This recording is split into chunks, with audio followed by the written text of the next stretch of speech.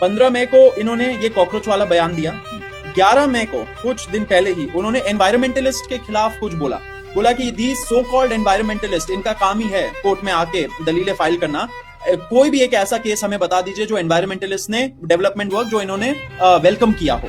इनका ये स्टेटमेंट था। Again this shows a attitude, it shows a prejudiced mind against environmentalist. 29 जनवरी को ट्रेड यूनियंस के खिलाफ इन्होंने बोला था कि trade unions are responsible agents जिनके वजह से इंडस्ट्रियलाइजेशन नहीं हो रहा है हमारे देश में।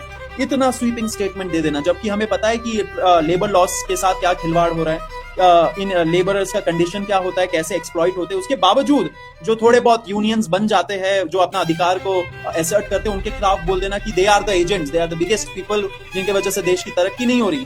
ऐसा उनका स्टेटमेंट था 29 जैन को। 2 दिसंबर को उन्होंने रोहिंग्या का कोई मैटर सुनते हुए बोला था कि रोहिंग्या लोगों को क्या हमें इंट्रूडर्स को वेलकम करना चाहिए। अब देखिए उनके सामने केस कितना सेंसिटिव था कि एलिगेशन था कि पुलिस वालों ने कुछ लोगों को उठा के पुश बैक कर दिया, फेंक दिया दूसरे देश के अंदर। तो ये सारे लीगैलिटी को ना समझ के उन्होंने एक ऐसा इनसेंसिटिव कमेंट दिया कि इंट्रूडर्स को हम लोग क्या वेलकम करेंगे। इस ऐसे ही उन्होंने पहले भी 12 दिसंबर को इन्होंने जब ये रोहिंग्या वाला कमेंट पे बहुत ज्यादा बवाल मचा था, ऐसे ही कुछ दिन बाद उन्होंने एक स्टेटमेंट दिया था 12 दिसंबर को कि nobody can browbeat me with comments, मतलब कि मुझे कोई धमका डरा नहीं सकता कोई। लेकिन एक कंसर्टेड अटेम्प्ट चल रहा है सोशल मीडिया पे एंड बाहर के साइड में क्रिटिसिज्म करके, लेकिन मैं नहीं पीछे हटूंगा, मैं नहीं कुछ करूंगा।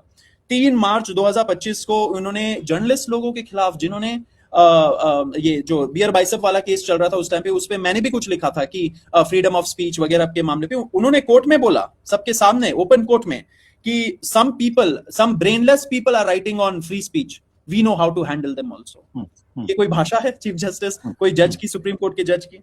मई 2025 में भी उन्होंने महमूदाबाद वाला जो अशोका प्रोफेसर महमूदाबाद वाला केस था, उसमें भी उन्होंने बोला था we know how to handle them also.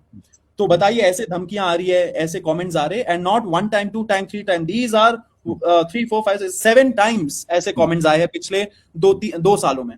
उसके पहले आप एक और चीज बता दूंगा, ये कुछ है राइट विंग के साइड में स्पेशली जो इस सरकार को शायद सपोर्ट करे। देखिए हमें कोई सरकार से लेना देना है नहीं, हमें है इंस्टीट्यूशन का क्या हो रहा है, सुप्रीम कोर्ट का क्या हो रहा है। क्या लोग उसी नजरों से, उसी रेस्पेक्ट के नजरों से सुप्रीम कोर्ट को देखेंगे जब उसका टॉप जज ऐसे कमेंट्स पास कर रहे हैं? नहीं।